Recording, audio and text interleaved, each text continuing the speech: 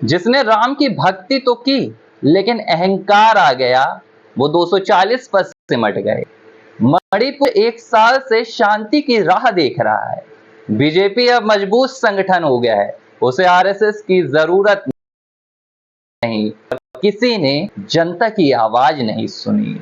ये वो सुर्खियां हैं जो कहीं ना कहीं आप अखबारों के पन्नों में देखते होंगे। ये वो हेडलाइंस हैं जो न्यूज चैनल्स की स्क्रीन पर रंग बिरंगी पट्टियों के तले नजर आ रही हैं। पिछले कई दिनों से आपके मोबाइल फोन पर, आपकी टीवी स्क्रीन पर एक जगह बनाई हुई है। लेकिन इन सुर्खियों के पीछे, इन बयानों के पीछे की कहानी क्या है, इनके पीछे की कवायद क्या है, इसे लेकर हम जुड़ गए हैं आज लिबरल टीवी पर अपने खास कार्यक्रम लिबरल टाइम पर। क्योंकि घड़ी में 8 बजते ही शुरुआत हो जाती है आपके अपने पसंदीदा कार्यक्रम लिबरल टाइम की। तो लिबरल टीवी पर आप सभी दर्शकों का स्वागत है। मैं हूं आर मोहन तिवारी और आज हम बात कर रहे हैं भारतीय राजनीति के एक ऐसे पहलू की जिसने पिछले 5 दशकों में देश की राजनीति में अपना ऐसा प्रभाव छोड़ा है जो शायद अगले कई सालों तक, कई दशकों तक देश की सियासत से अलग नहीं हो सकता है।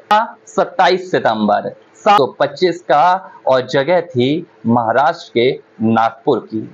नाम था केशवराव हेडगेवार। इस शख्स ने देश में सबसे पहले एक ऐसे संगठन की शुरुआत की जो आज कहीं ना कहीं देश की राजनीति में एक सबसे अहम किरदार निभा रहा है। और खास बात है कि यह संगठन देश की राजनीति में है भी नहीं। हम बात कर रहे हैं राष्ट्रीय स्वयंसेवक संघ की, जिसकी स्थापना 1925 में हुई थी। लेकिन 2024 के लोकसभा चुनाव में कुछ ऐसा हुआ कि नतीजों के बाद अब हर तरफ चर्चा है तो राष्ट्रीय स्वयंसेवक संघ की। और जिन बयानों की शुरुआत में मैंने चर्चा की, जिन बयानों से मैंने आपका राब्ता कराया, इनके पीछे की क्या कहानी है, इनके पीछे की क्या हकीकत है, इनके बयानों के क्या मायने हैं, इन तमाम मुद्दों पर आज हम चर्चा करेंगे और तहकीकात करेंगे उस हर एक बिंदु की जिन्होंने जन्म दिया इन बयानों को और इनकी दिशा अब किस दशा में देश के सियासत को, देश के राजनीति के पैमाने को लेकर जाने वाली है। भारतीय स्वयंसेवक संघ, राष्ट्रीय स्वयंसेवक संघ 1925 के बाद से ही देश में अपना एक अहम किरदार निभाने लगा था। लक्ष्य 2 थे, एक राष्ट्रवाद और दूसरा हिंदुत्ववाद। ये एक ऐसी विचारधारा है जिसका मानना है कि जब तक इस पूरी दुनिया के और देश के हिंदू एक नहीं हो जाते, एक बैनर के तले नहीं आ जाते, एक साए के तले नहीं आते, तब तक उन्हें दुनिया भर में सम्मान नहीं मिलेगा, वो मजबूत नहीं हो सकते हैं। और इसी विचारधारा के साथ 1925 में 27 सितंबर के दिन नागपुर से राष्ट्रीय स्वयंसेवक संघ की शुरुआत की गई। और तब से ही इस देश की राजनीति में कहीं ना कहीं आरएसएस ने अपनी एक अहम भूमिका निभाई है। विवादों से भी इसका नाता रहा है, लेकिन कभी भी इसका विवाद अपने ही किसी संगठन से नहीं हुआ। लेकिन वो अब कैसे हो रहा है उस तक हम पहुंचेंगे। लेकिन सबसे पहले आपको बता देते हैं कि आखिर राष्ट्रीय स्वयंसेवक संघ देश में कर क्या रहा है।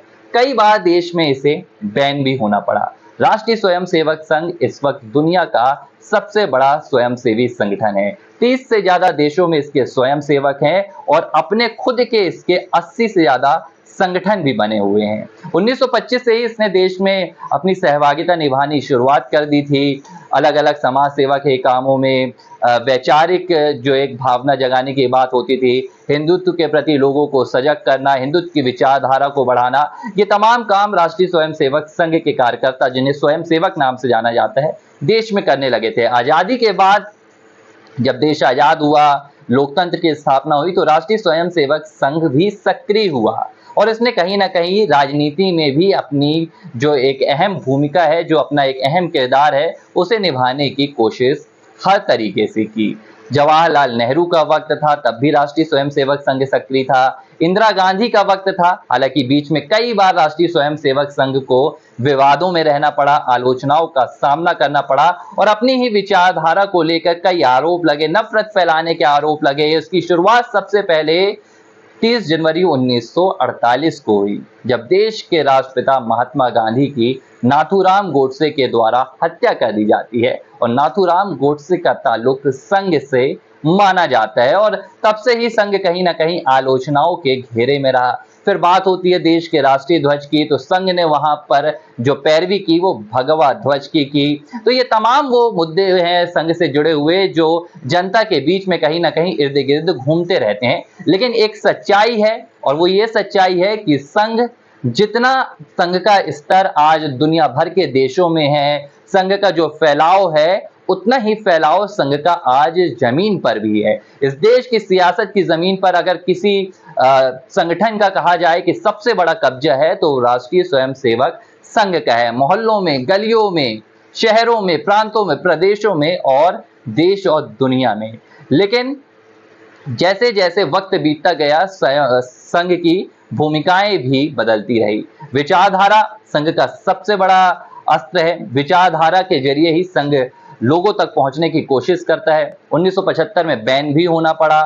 हालांकि जनसंघ के साथ बैन होने के बाद राजनीति में संघ ने एक विचार निकाला कि हम अब खुद सक्रिय ना होकर संगठनों को सक्रिय करेंगे, क्योंकि संघ के साथ कई पुरानी ऐसी चीजें जुड़ गई थी, चाहे वो उनकी आलोचना हो, चाहे महात्मा गांधी की हत्या हो। तो तमाम चीजों को लेकर संघ ने कहीं ना कहीं खुद को एक बड़े बरगद के वृक्ष की तरह स्थापित करने का फैसला किया और अपनी शाखाओं के जरिए इस देश की सियासत में पैर पसारने की तमाम कोशिश की। लेकिन संघ की जो विचारधारा थी वो हमेशा से एक ही थी और वो विचारधारा कहीं ना कहीं संघ कहता है कि वो हिंदुत्ववाद की थी और राष्ट्रवाद की थी। इसके बाद ही संघ के तमाम संगठन भी तैयार हुए और इनमें से ही सबसे बड़ा संगठन जो उभर कर सामने आया वो भारतीय जनता पार्टी है। भारतीय जनता पार्टी की शुरुआत हुई देश की राजनीति में भाजपा ने हिंदुत्व के मुद्दे को उठाया और आगे बढ़ता गया। साल 2000 में भारतीय जनता पार्टी की सरकार बनी, अटल बिहारी वाजपेयी प्रधानमंत्री बने। लेकिन इस देश की सत्ता में 75 साल के इस दौरान में 2014 में सबसे पहले वो वक्त आया जब इस देश की सत्ता में भारतीय जनता पार्टी ने पहली बार कांग्रेस को पूरी तरह से ध्वस्त कर दिया और देश में पूर्ण बहुमत की सरकार स्थापित कर दी। 2014 में नरेंद्र मोदी प्रधानमंत्री बनते हैं। इस जीत की दुनिया भर में गूंज सुनाई देती है और संघ का कद और पद दोनों ही अचानक बढ़ जाता है। तो जो मेहनत सालों तक संघ ने की थी उसका परिणाम 2014 में मिलता है और ये बात सियासत के जो बड़े शिखर में बैठे पंडित हैं वो भी स्वीकार करने से कतराते नहीं है। लेकिन अब मैं आपको 2024 में जल्दी से लिए चलता हूं। 2014 से 2024 वक्त सिर्फ 10 साल का गुजरा है, लेकिन तस्वीर कहीं ना कहीं पूरी पलट गई है। संघ के खिलाफ 1925 से 2024 तक हजारों हमले हुए। ये वैचारिक हमले हैं, ये दूसरी पार्टियों से हमले हैं, ये कई प्रकार के हमले हैं। लेकिन कभी भी भारतीय जनता पार्टी की स्थापना से लेकर संघ और भाजपा के बीच में मतभेद नहीं देखा गया। लेकिन 2024 के लोकसभा चुनाव के बाद ऐसा क्या हुआ कि अब चर्चाएं हैं कि क्या संघ और भाजपा में मनमुटाव हो गया है? क्या संघ और भाजपा की विचारधारा मेल नहीं खा रही है?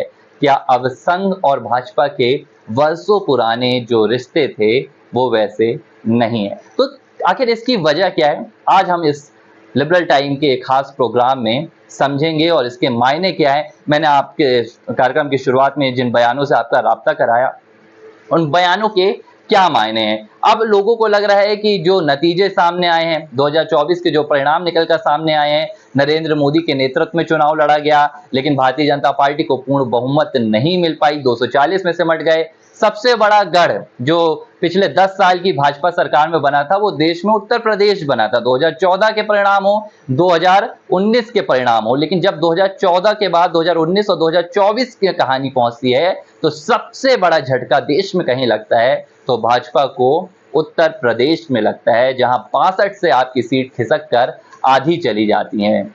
तो ये क्यों हुआ और क्या यही वजह है कि अब जो भाजपा और संघ के रिश्ते हैं उनमें मनमुटाव निकलकर सामने आ रहा है? तो चलिए आपको लिए चलते हैं इस कहानी की शुरुआत आखिर कहां से हुई है। 2014 में निसंदेह भारतीय जनता पार्टी की सरकार बनी और संघ की इसमें एक बड़ी भूमिका थी। सबसे पहले आपको बता देते हैं कि संघ काम कैसे करता है। संघ कई विभागों में बटा हुआ होता है। संघ को आप समझिए कि एक बरगद का बड़ा पेड़ है और उसके कई विभाग हैं, उसके कई संगठन हैं। भारतीय जनता पार्टी उसका एक संगठन है, सरस्वती शिशु मंदिर एक संगठन है, बजरंग दल एक संगठन है, स्वदेशी जागरण मंच एक संगठन है। तो ये तमाम संघ के संगठन है। अब ये तो अलग हो गए, सभी को एक अलग अलग जिम्मेदारी दी गई है। भारतीय जनता पार्टी राजनीतिक दल हो गया, बजरंग दल एक वैचारिक दल हो गया, तमाम दल है, स्वदेशी जागरण मंच हो गया।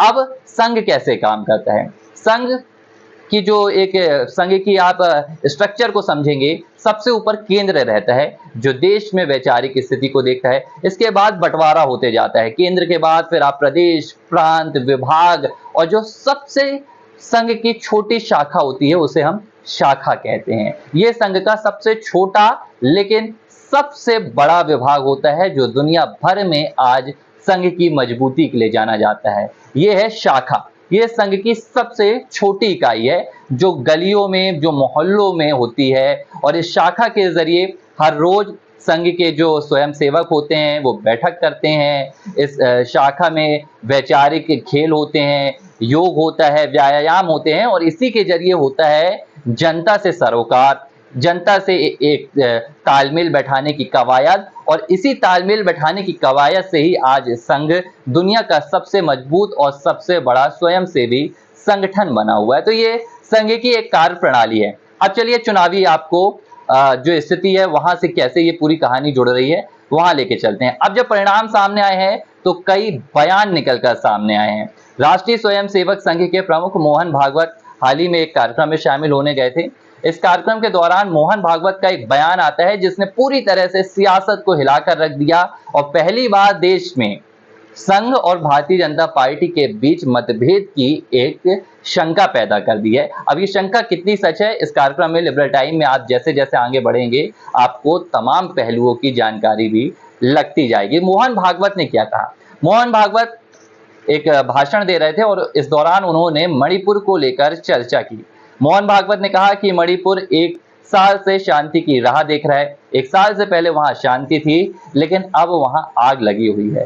सरकारों को इस ओर ध्यान देना चाहिए। मोहन भागवत का सबसे पहले ये बयान आता है। एक और बयान देते हैं मोहन भागवत। मोहन भागवत ये भी कहते हैं कि जो सेवक होता है उसे अहंकार नहीं करना चाहिए। हालांकि इन दोनों बयानों में मोहन भागवत ने कहीं भी भारतीय जनता पार्टी का नाम नहीं लिया। उन्होंने कई और भी बयान दिए कि जैसे चुनाव में जो विपक्ष होता है उसे मैं विरोधी दल नहीं, उसे मैं प्रतिपक्ष मानता हूं। उनका भी अपना एक पक्ष होता है, उनकी भी सुननी चाहिए। तो जब ये मोहन भागवत के बयान आ रहे थे तो लोगों ने इन बयानों को सुना और उन्हें समझ नहीं आया कि मोहन भागवत के जो बयान है कहीं ना कहीं भाजपा और सरकार के इर्द गिर्द नजर आ रहे हैं, कहीं ना कहीं भाजपा और सरकार को निशाने पर लेते हुए नजर आ रहे हैं। जैसे कि मणिपुर का मुद्दा, तमाम विपक्षी दल चाहे वो कांग्रेस हो, टीएमसी हो, आम आदमी पार्टी हो, सपा हो, सभी मणिपुर के मुद्दे को उठाते रहे। पिछले साल के मई से जातीय विरोध को लेकर मणिपुर में हिंसा फैली हुई है, लगातार हिंसा भड़की हुई है,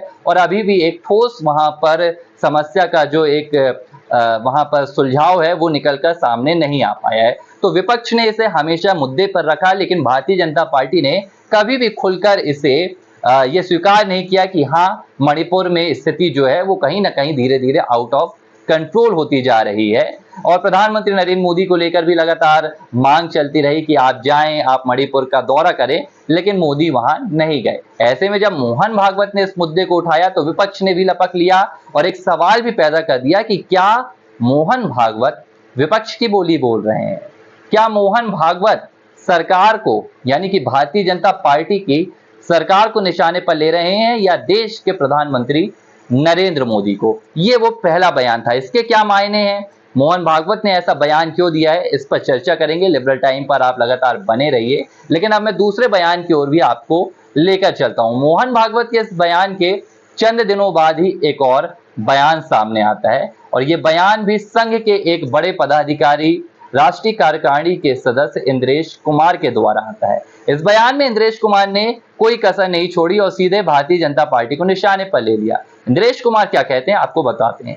इंद्रेश कुमार का कहना है कि जिस पार्टी ने राम की भक्ति की, जिन लोगों ने राम की भक्ति की वो 240, लेकिन उन्हें अहंकार हो गया। भक्ति तो की लेकिन इस भक्ति का भी अहंकार हो गया या सत्ता का अहंकार हो गया, आप कुछ भी कहें, वो आकर 240 पर सिमट गए, यानी कि बहुमत से दूर हो गए और उनकी ताकत कमजोर हो गई। इस पूरे बयान में उन्होंने ये भी कहा कि जिन्होंने राम का विरोध किया वो विपक्ष पर बैठ गए, लेकिन उन्होंने कहीं ना कहीं भाजपा को अहंकारी बता दिया। अब ये अहंकार सत्ता का है, ये अहंकार भक्ति का है, ये अहंकार सेवा का है। ये किसका अहंकार है, इसके भी मायने समझेंगे। तो ये वो दूसरा बयान था जिसने भाजपा और संघ के बीच जो खाई एक नजर आ रही है उसको मजबूती दी और इशारा किया कि हाँ कुछ तो गड़बड़ है।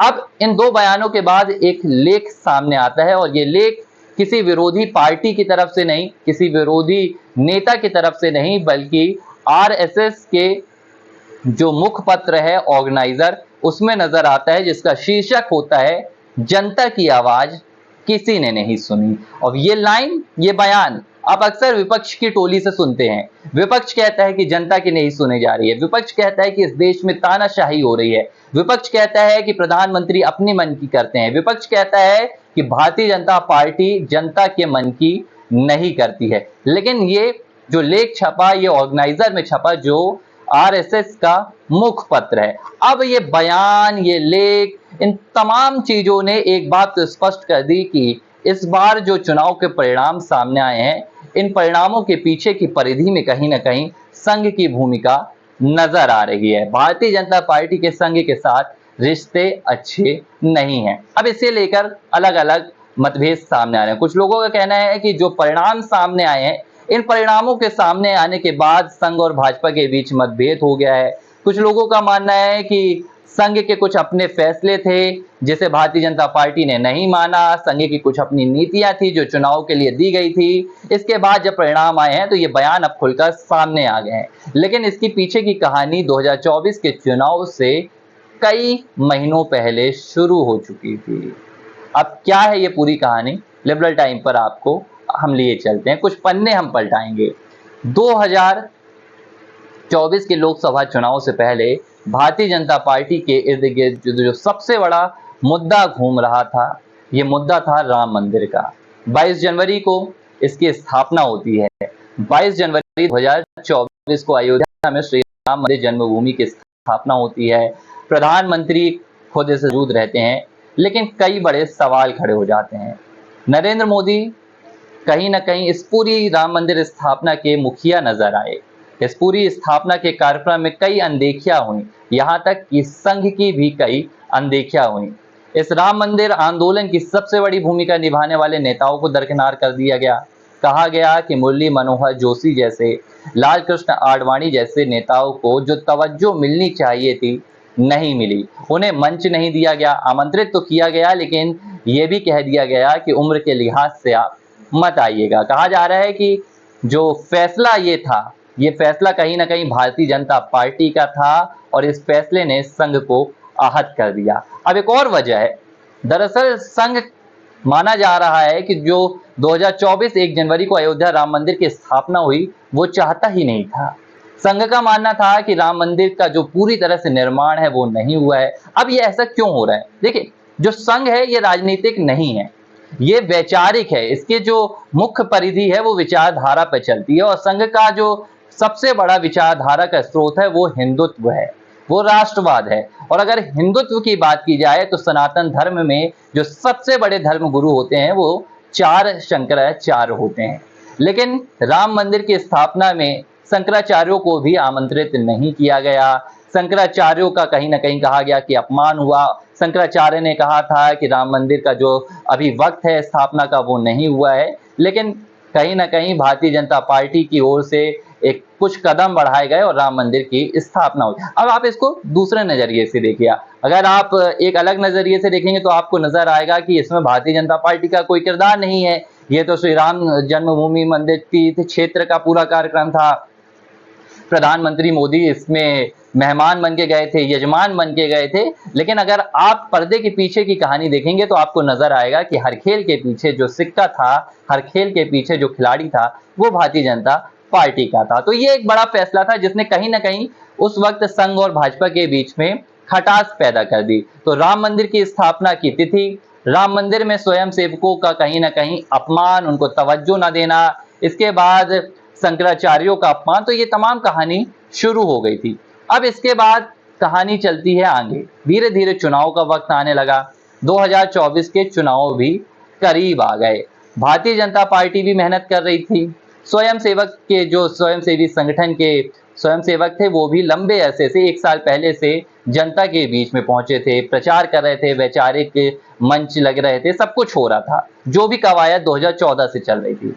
लेकिन कहीं ना कहीं भारतीय जनता पार्टी दो नेताओं के इर्द गिर्द घूमती हुई नजर आने लगी, और ये कोई और नहीं, कहा जाता है देश के प्रधानमंत्री नरेंद्र मोदी और गृह मंत्री अमित शाह थे।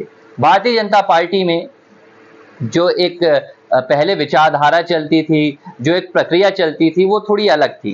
कहा जाता है कि पहले जो फैसले थे, जो वैचारिक फैसले होते थे, जो देश की राजनीति के बड़े फैसले होते थे, उसके लिए परामर्श संघ की तरफ से लिया जाता था। देश में अगर कोई बड़ा पद किसी को दिया जाना है, किसी राजनेता की कहीं उसको पद देना है, मुख्यमंत्री बनाना है, या कोई बड़ा पद देना है, भारतीय जनता पार्टी का राष्ट्रीय अध्यक्ष हो या किसी प्रदेश का अध्यक्ष हो, तो कहीं ना कहीं राष्ट्रीय स्वयंसेवक संघ की बड़ी भूमिका रहती थी। यहाँ तक कि टिकटों के बंटवारों में भी परामर्श राष्ट्रीय स्वयंसेवक संघ से लिया जाता था। इसकी कई वजह भी सामने आती हैं। इसकी वजह सिर्फ ये नहीं है कि भारतीय जनता पार्टी आरएसएस का ही एक अंग है, भारतीय जनता पार्टी आरएसएस का एक संगठन है, ये वजह नहीं है। इसकी वजह है राष्ट्रीय स्वयंसेवक संघ का जमीन से जुड़ा होना। इसकी जो एक विभाग है, जो केंद्र से लेकर शाखा तक मौजूद रहती हैं, ये आम जनता के बीच में घिरे हुए रहते हैं, ये आस पड़ोस में रहते हैं, ये गलियों में रहते हैं, ये हर जगह रहते हैं, और इन्हें क्या चल रहा है देश में सब कुछ पता होता है। ऐसे में एक मान्यता रही है भारतीय जनता पार्टी में कि अगर कोई फैसला लेना है तो सबसे पहले संघ से परामर्श लिया जाता था। लेकिन 2014 के बाद धीरे धीरे तस्वीर बदलती गई, वक्त बदलता गया। 2014 में नरेंद्र मोदी पहली बार प्रधानमंत्री बने तो संघ का जो एक भूमिका थी, संघ का जो एक किरदार था, उसे स्वीकारा गया। लेकिन 2019 की जीत ने, कहते हैं कि कहीं ना कहीं भारतीय जनता पार्टी को यह सोचने के लिए मजबूर कर दिया कि अब हमसे बड़ा और कोई नहीं, क्योंकि जीत भी बड़ी थी। 303 सीट भारतीय जनता पार्टी जीत कर आती है, देश के कई रिकॉर्ड तोड़ देती है, नई इतिहास बना देती है, तो लाजमी है कि ऐसे बयान भी सामने आते हैं। 2024 के लोकसभा चुनाव ही चल रहे थे, प्रचार प्रसार चल रहा था, तभी भारतीय जनता पार्टी के राष्ट्रीय अध्यक्ष का एक बयान सामने आता है। जेपी नड्डा कहते हैं कि अब भारतीय जनता पार्टी मजबूत संगठन हो गया है, इसकी क्षमताएं बढ़ गई हैं और इसे अब राष्ट्रीय स्वयंसेवक संघ की जरूरत नहीं है। अब ये बयान अपने आप में कितना बड़ा है आप समझिए। वो राष्ट्रीय स्वयंसेवक संघ जिसके खुद के 80 संगठन है और भाजपा उन 80 संगठनों में से एक है। वो राष्ट्रीय स्वयंसेवक संघ जिसका विस्तार इस देश की गलियों से लेकर देश और के बाहर दुनिया भर में फैला हुआ है। भाजपा अध्यक्ष कहते हैं कि हमें उसकी जरूरत नहीं है। अब जो कहानी निकलकर सामने आती है वो ये कहती है कि जब ये बयान राष्ट्रीय स्वयंसेवक संघ के स्वयंसेवकों तक पहुंचा तो उन्हें झटका लगा। उन्होंने कहीं ना कहीं इसे अपनी अवहेलना मानी और ये फैसला लिया गया, एक वैचारिक फैसला, कि हम अब भाजपा के फैसलों में दखलंदाजी नहीं देंगे। कहीं ना कहीं ये चुनाव फिर जो हुआ वो भारतीय जनता पार्टी ने संघ की ताकत के बिना ही लड़ा, और इसका असर सबसे ज्यादा उत्तर प्रदेश में देखने के लिए मिला। चुनाव तो चल रहा था, प्रचार प्रसार चल रहा था, लेकिन आरएसएस की जो बैठकें होती थी, जो चौपालें लगती थी, जो वैचारिक मंच लगते थे, वो कहीं ना कहीं नहीं लग रहे थे। हालांकि प्रयास काफी हुए, संघ की तरफ से उत्तर प्रदेश के प्रत्याशियों को चुनने के लिए भी लिस्ट सौंपी गई, ऐसा कहा जा रहा है, लेकिन भारतीय जनता पार्टी ने उसे नकार दिया, संघ के परामर्श पर ध्यान नहीं दिया। आखिर ये सब हो क्यों रहा था? क्या वाकई भारतीय जनता पार्टी अहंकार से लवरेज हो गई है? क्या वाकई भारतीय जनता पार्टी ने मान लिया है कि अब वो भारत का सबसे बड़ा राजनीतिक दल है और उसे किसी की जरूरत नहीं है? इसके लिए हमें जाना पड़ेगा एक बार फिर से पुराने चुनाव की तरफ। 2014 में नरेंद्र मोदी प्रधानमंत्री बनकर आए, तब जब नरेंद्र मोदी का नाम सामने लाया गया तो ये संघ की तरफ से ही लाया गया था। इसका विरोध भी हुआ और संघ के ही कुछ पदाधिकारियों ने किया। यहाँ तक कि भारतीय जनता पार्टी के फाउंडर मेंबर्स में एक, संस्थापक सदस्यों में से एक लाल कृष्ण आडवाणी, मुरली मनोहर जोशी, तमाम नेताओं ने कहीं ना कहीं नरेंद्र मोदी के नाम को आगे बढ़ाने के लिए अपनी सहमति नहीं दी थी। लेकिन तब संघ का निर्णय सामने आता है और संघ ने कहीं ना कहीं नरेंद्र मोदी के लिए स्वीकृति ली, अपने ही पुराने साथियों की आवाज नहीं सुनी, क्योंकि यही संघ है। संघ विचारधारा पे चलने की एक बात करता है। संघ का मानना है कि हम राष्ट्र के लिए जो निर्णय लेंगे वही निर्णय हमारे लिए सर्वोपरि रहेंगे, वो व्यक्तिगत हित से ऊपर रहेंगे। यही वजह है कि नरेंद्र मोदी, मुरली मनोहर जोशी और तब शिवराज सिंह चौहान भी कतार में कहा जाता है कि प्रधानमंत्री के उम्मीदवार हो सकते थे, लेकिन तमाम वरिष्ठ नेताओं को नजरअंदाज करते हुए नरेंद्र मोदी को सामने लाया गया था। नरेंद्र मोदी के लाने की वजह भी बड़ी वजहें थी। नरेंद्र मोदी संघ के पुराने स्वयंसेवक थे, वो संघ की विचारधारा को ही मानते थे, हिंदुत्व की विचारधारा को मानते थे। गुजरात का उनका मॉडल था जिसके राजनीतिक मायने भी थे। तो नरेंद्र मोदी को लाने वाला प्रधानमंत्री के तौर पर संघ ही है। लेकिन कहते हैं कि 2019 आते आते कहीं ना कहीं नरेंद्र मोदी ने ये मान लिया था कि भारतीय जनता पार्टी के अब वो ही सबसे बड़े चेहरे हैं। अब भारतीय जनता पार्टी का जो पूरा समीकरण था नरेंद्र मोदी के इर्द गिर्द घूमने लगा था और उनके साथ सहयोग देते थे अमित शाह। 2019 तक कहीं ना कहीं संघ और भारतीय जनता पार्टी में मतभेद आंतरिक तौर पर शुरू हो गए थे, जिसकी बानगी, जिसका नजराना या जिसका नतीजा हमें 2024 के चुनाव में सामने आकर मिलता है। तो ये कहानी लंबे दौर से चली आ रही थी, लेकिन जब परिणाम सामने आए 2019 तक, अब क्या हुआ, नरेंद्र मोदी और अमित शाह धीरे धीरे भारतीय जनता पार्टी को एकांगी करते गए, यानी कि सेंट्रिक करते गए। ये पार्टी कहीं ना कहीं नरेंद्र मोदी और अमित शाह के इर्द गिर्द घूमने लगी। कहा जाता था कि इस वक्त तक भाजपा के ही कई नेता वो नजरअंदाज किए जाने लगे, जैसे नितिन गडकरी संघ के बड़े नेता हैं, खुले मंच से कहते हैं कि मैं तो संघ का स्वयं सेवक हूं, लेकिन नितिन गडकरी को जो तवज्जो मिलनी चाहिए थी वो मिलना उन्हें नहीं मिल रही थी, वो बंद हो गई थी। राजनाथ सिंह को उन्हें मंत्रालय तो बड़े सौंपे गए, लेकिन जो चेहरा सामने आता था वो सिर्फ नरेंद्र मोदी का होता था। 2017 में उत्तर प्रदेश में चुनाव लड़े गए थे, वहां पर भारतीय जनता पार्टी जीती थी, लेकिन 2022 में भी जब उत्तर प्रदेश में चुनाव लड़े गए तो कहीं ना कहीं योगी का चेहरा था। लेकिन 2024 जब आया तो 2019 के बाद की कहानी पूरी तरह से पलट गई थी। सिर्फ एक ही नाम था, नरेंद्र मोदी। पोस्टर्स में थे नरेंद्र मोदी, बैनर्स में थे नरेंद्र मोदी, गारंटियों में थे नरेंद्र मोदी और सरकार में थे नरेंद्र मोदी। तो कहीं ना कहीं पूरी तरह से नरेंद्र मोदी ने अपने इर्द गिर्द भारतीय जनता पार्टी को समेट कर रख लिया था। मोदी है तो मुमकिन है, मोदी सरकार, मोदी की गारंटी, मोदी ही मोदी। लेकिन जब परिणाम सामने आए तो कहानी कुछ और ही बयां करके चली गई।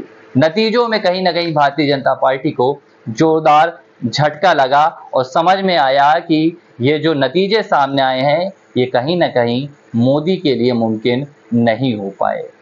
सियासी पंडितों का कहना है कि जिस लिहाज से नरेंद्र मोदी ने अपने चेहरे को देश की जनता के बीच भुनाने की कोशिश की, भाजपा के बैनर को, भाजपा के कार्यकर्ताओं को, भाजपा के दूसरे नेताओं को दरकिनार किया गया, उन तमाम वजहों ने नतीजों को सामने लाकर दिखाया कि अब आपकी स्वीकृति इतनी ही है। हालांकि माना जाता है कि जो 240 सीट आई हैं इनके लिए भी संघ ने काम किया है। 2019 के बाद से लगातार संघ ने काम किया है, यही वजह है कि इतनी सीटें आ पाई हैं। लेकिन अब खुले मंच से संघ के जो स्वयं सेवक हैं, चाहे वो संघ प्रमुख हो या दूसरे बड़े अधिकारी पदाधिकारी हों, उन्होंने कहना शुरू कर दिया और एक इशारा देने की कोशिश की जा रही है कि जो गलती आपने की है अब इन गलतियों को सुधारने की जरूरत है। अभी भी कई मतभेद निकलकर सामने आ रहे हैं। बीते कुछ दिनों में एक और कहानी निकलकर सामने आई है। उत्तर प्रदेश में योगी आदित्यनाथ मोहन भागवत से मिलना चाहते थे, 5 दिन के गोरखपुर दौरे पर गए थे, यानी कि उत्तर प्रदेश और वहां भी योगी का गढ़ गोरखपुर, वहां पर योगी आदित्यनाथ ने मिलने की कोशिश की और सूत्रों का कहना है कि 2 बार योगी आदित्यनाथ ने अपॉइंटमेंट लिया। उन्होंने कोशिश की कि मोहन भागवत से मुलाकात हो जाए, लेकिन दोनों बार मोहन भागवत ने मुलाकात नहीं की। एक बार फिर से ये बात निकल कर आई कि अब भाजपा और संघ के बीच सब कुछ फिलहाल ठीक नहीं है। संघ का मानना है कि जिस विचारधारा के लिए हम लड़ाई लड़ रहे हैं, संघ का मानना है कि जिस विचारधारा के साथ हमने शुरुआत की थी, अब भारतीय जनता पार्टी उससे कहीं ना कहीं भटकती हुई नजर आ रही है। ये चर्चा अब सियासी गलियारों में है। और यही वजह है कि जो तमाम संघ के पदाधिकारियों के बयान भी आ रहे हैं और कहीं ना कहीं नजर भी आ रहे हैं। हालांकि संघ ने कई जगह खुलकर भी ये बात कही है, हालांकि ये प्रत्यक्ष तौर पर तो नहीं की है लेकिन इशारों पर जरूर की है। संघ किन चीजों से नाराज था? भारतीय जनता पार्टी में विपक्ष के तमाम नेताओं की एंट्री होती रही। ये दागी नेता भी थे जिनकी भर्त्सना खुद भारतीय जनता पार्टी करती थी, संघ के नेता करते थे, लेकिन भारतीय जनता पार्टी अपना कुनबा बढ़ाने के लिए, कांग्रेस मुक्त भारत करने के लिए, विपक्ष मुक्त भारत करने के लिए इन तमाम नेताओं को भाजपा में एंट्री देता गया। संघ ने हमेशा से कहा था कि हम इन एंट्री के खिलाफ हैं, लेकिन भारतीय जनता पार्टी ने नहीं सुनी। अब जो एक सिनेरियो बन रहा था, जो नैरेटिव बन रहा था देश में, वो क्या बन रहा था? वो नैरेटिव ये बन रहा था कि भारतीय जनता पार्टी कहीं ना कहीं जो हिंदुत्व की लड़ाई थी, जो एक राष्ट्रवाद की लड़ाई थी, उससे भटककर सत्ता की लड़ाई पूरी ताकत के साथ लड़ रही है। चुनाव में वो हमने तस्वीरें भी देखी, नरेंद्र मोदी के वो बयान देखे, भाजपा के बयान देखे, चाहे वो हिंदू मुस्लिम का मसला हो, आरक्षण का मसला हो, तो तमाम मसले भी नजर आए। तो ये पूरा एक नैरेटिव बनता गया जो संघ को पसंद नहीं आया। शायद यही वजह है कि संघ ने जो मेहनत 19 में की, जो मेहनत 14 में की, 2024 के चुनाव में नहीं की और नतीजों ने पूरी कहानी बयां कर दी। हालांकि कहानी अभी खत्म नहीं हुई है। संघ और भाजपा के बीच ये दरार की, ये तकरार की शुरुआत है। ये शुरुआत अब कितनी दूर जाएगी, ये परिणाम क्या लेकर आएंगे?